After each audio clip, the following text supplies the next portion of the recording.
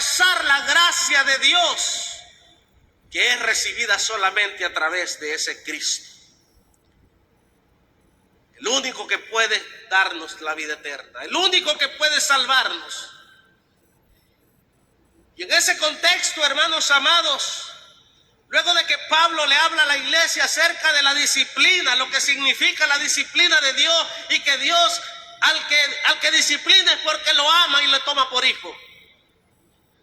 Después que los corrige, que los amonesta, porque se han olvidado de Cristo, no le han visto, no le han conocido, y habla directo y fuerte a esta iglesia. Y es cuando le dice en el verso 12, por lo cual, levantad las manos caídas y las rodillas paralizadas. Pasado en nuestra vida, que nos han hecho que nuestras manos se debiliten, que nos han hecho que nuestras manos se cansen, se fatiguen. De hecho, Pablo utiliza para enriquecer esta porción bíblica un hecho real ocurrido al pueblo de Israel cuando Dios hablaba allá en el monte de Sión y daba los mandamientos y las leyes y los estatutos y las instrucciones para cómo debía de conducirse el pueblo. Y Moisés le dice que dijo: estoy espantado y temblando. La iglesia que estaba ahí no podía soportar lo que hablaba Dios al pueblo de Israel. Y todos conocemos cómo el pueblo de Israel anduvo errante, peregrino mucho tiempo por su desobediencia, por su ceguera espiritual, por su sordera espiritual, no querer escuchar a Dios, no querer escuchar sus mandamientos, no querer cumplir y obedecer cada uno de sus estatutos, preceptos. Y Pablo trae esa experiencia del pueblo de Israel, que con esa experiencia ese pueblo tuvo no solo que vagar 40 años en el desierto, sino que las generaciones futuras, por la misma razón de no escuchar a Dios, por la misma razón de no obedecerle, por la misma razón de no escuchar, de no atender a los profetas, a los libertadores, a los jueces, cada 40 años o cada cierto tiempo se levantaban en arrepentimiento, pero luego volvían a hacer lo que a Dios no le agradaba. Buscaban otros dioses, buscaban, hermanos amados, otras cosas que abominaban a Dios, y ellos lo sabían. Y aún siendo un pueblo escogido, aún así despreciaron esa gracia, desobedecieron tajantemente, deliberadamente. En el tiempo de los jueces fueron conquistados, vencidos, derrotados. Luego Dios mostraba su gracia y después volvían otra vez hacia atrás. En el tiempo de los reyes fue lo mismo. Dios levantaba reyes como David para restaurar. Luego se restauraba el pueblo y luego volvía a caer en la idolatría, en el paganismo, en el pecado. Luego se levantó Salomón, volvió el pueblo a buscar a Dios en un templo construido. Pero ese templo después, por el pecado, por la desobediencia, construido por Salomón en tiempos de paz, luego por la idolatría, por el pecado, por desatender a Dios, volvieron atrás, destruido, y el pueblo con él. De manera que fueron llevados, vencidos por los persas. Luego, hermanos, fueron vencidos por los babilonios, llevando sido esclavos. Luego Dios muestra su gracia otra vez y los vuelve a traer a Jerusalén en tiempos de Nehemías, de Esdras. Vuelven a reedificar el templo y luego vuelven a fallar a Dios. Vuelven, hermanos amados, a desobedecer, a hacerse sordos. Vuelven a los dioses paganos, a Moloch, a Amón, a Diana, hermanos amados, a Kemosh, y dejan y abandonan a Dios. Y Dios permite que lleguen profetas como Isaías, como Jeremías, y como todos los profetas menores, y el último fue Malaquías. Y por la misma dureza de corazón, dureza de cerviz, el Señor se olvida del pueblo 400 años. Predestinado, Dios sabía que así iba a ser. Y en su gracia levanta a Cristo para que venga y se encarne siendo Dios y nazca a través de una virgen por el Espíritu y poder de Dios para salvarnos.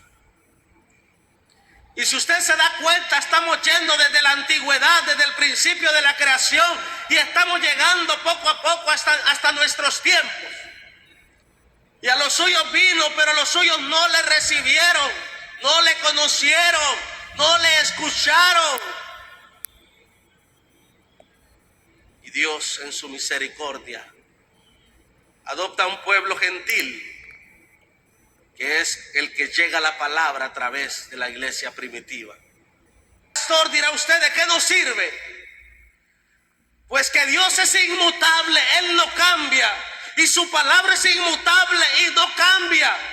Y por tanto, si nosotros, y lo dice igual el Señor en el libro de los Hebreos, si usted lo lee en su casa, igualmente lo dice en el libro del apóstol Judas, que si nosotros nos rebelamos como los ángeles celestiales que cayeron por su pecado y su maldad, y si los pueblos fueron llevados cautivos, si los pueblos fueron como los israelitas fueron siendo el pueblo escogido de Dios, permitió Dios que fueran destruidos, templos derribados, ciudades enteras derribadas, no solo Jerusalén, vemos Sodoma y Gomorra. ¿Por qué podemos creer nosotros que si rechazamos la gracia de Dios, así nomás vamos a no recibir retribución? Pasará lo mismo.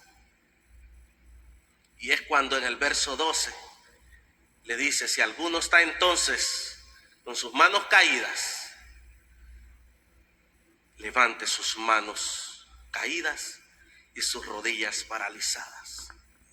Cuando somos desobedientes a la palabra, cuando leemos la escritura y la interpretamos como nosotros creemos que la escritura dice y no como la escritura dice a sí misma, cuando nosotros consideramos la gracia como libertinaje, cuando nosotros nos creemos hijos favoritos o especiales y creemos que podemos ir de pecado en pecado sin temor de Dios, ofendiendo al prójimo, ofendiendo al hermano, haciendo acepción de personas,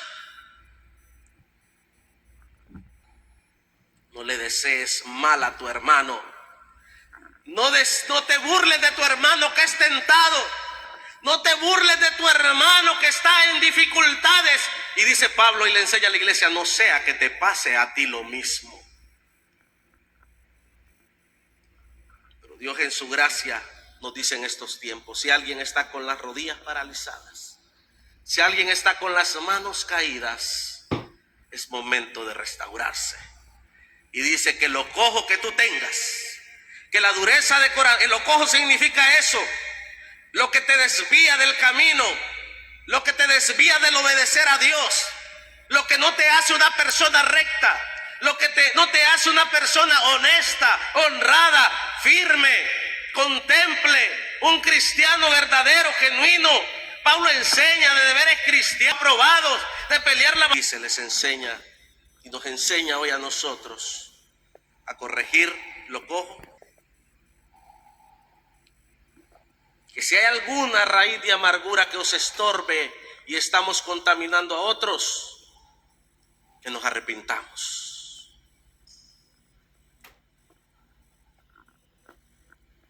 Por eso habla en los siguientes versículos de que el restaurarse vale la pena, porque les explica que lo que hemos recibido es un reino inconmovible,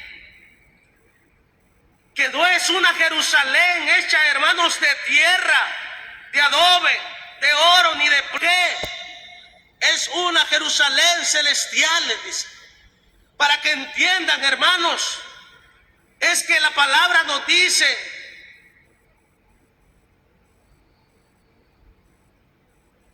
que la iglesia que Él ha venido a salvar es usted.